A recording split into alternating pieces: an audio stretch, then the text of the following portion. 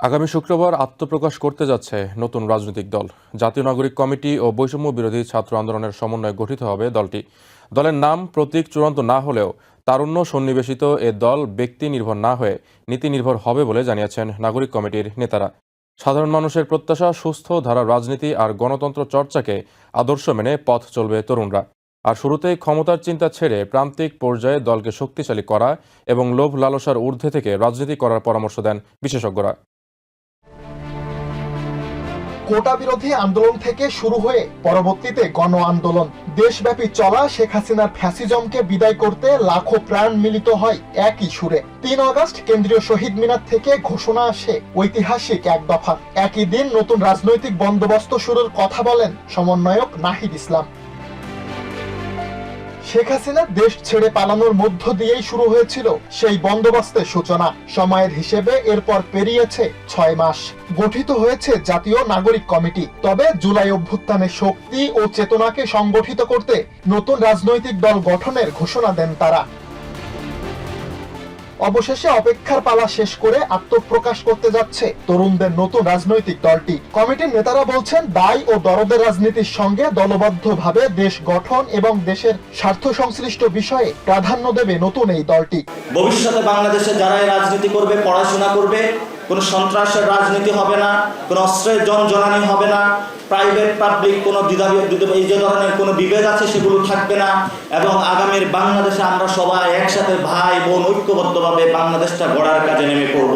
যদি আমরা এই প্রক্রিয়ার মধ্যে দিয়ে যেতে না পারি, আমরা মনে করি যে আগামীর বাংলাদেশ ফরেন ইন্টারভেনশন এবং জিওপলিটিক্যাল এই স্টেজে আমরা দাঁড়িয়ে আছি, বাংলাদেশ রাষ্ট্র নামে কোনো অস্তিত্ব থাকবে না।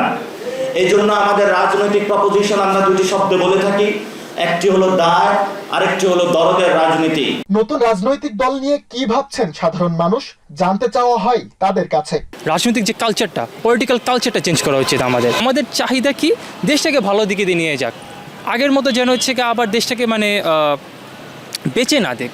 মেন কথা, দেশটাকে আমরা ভালোবাসি। 5 আগস্টের পর থেকে অনেক কিছু হয়েছে, অনেক আপস অ্যান্ড ডাউন আমরা ফেস করছি, এখনও করতেছি, অ্যান্ড প্রিটি মাচ শিওর যে ফিউচারে করবো। বাট এই দল থেকে আমাদের এক্সপেকটেশন থাকবে যে ভুলগুলো আগে করা হয়েছে সেগুলো যেন শুধরে আমরা ভালো বেটার বাংলাদেশ পাই।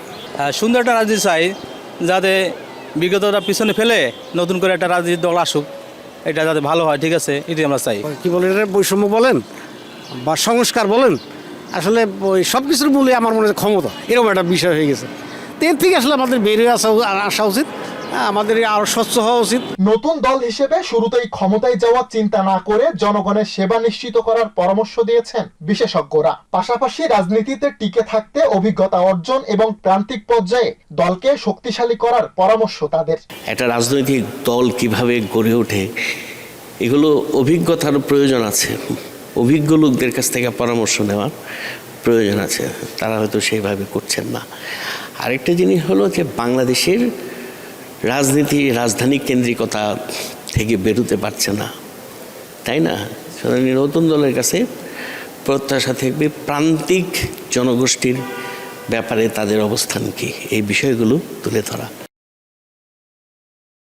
নির্বাচন কমিশনের তথ্য বলছে বর্তমানে বাংলাদেশে নিবন্ধিত রাজনৈতিক দলের সংখ্যা 54টি। তবে বিএনপি, জামায়াত, জাতীয় পার্টি কিংবা আওয়ামী লীগ, এই জাতীয় সংসদে গিয়ে 18 কোটি মানুষের স্বপ্ন পূরণে ব্যর্থ হয়েছে সবাই। জুলাই পরবর্তী নতুন বাংলাদেশে তরুণদের নেতৃত্বে আত্মপ্রকাশ ঘটতে যাচ্ছে নতুন রাজনৈতিক দলের। সাধারণ মানুষের প্রত্যাশা, নৈতিকতা, দেশপ্রেম আর জাতীয়তাবোধের সমন্বয়ে সুস্থ ধারার রাজনৈতিক চর্চার উদাহরণ সৃষ্টি করবে তরুণরা। সুলাইমান কবির, TVN 24, ঢাকা। নিউ ইয়র্ক থেকে সম্প্রচারিত TVN 24 টেলিভিশন বিশ্বজুড়ে বাঙালির কণ্ঠস্বর।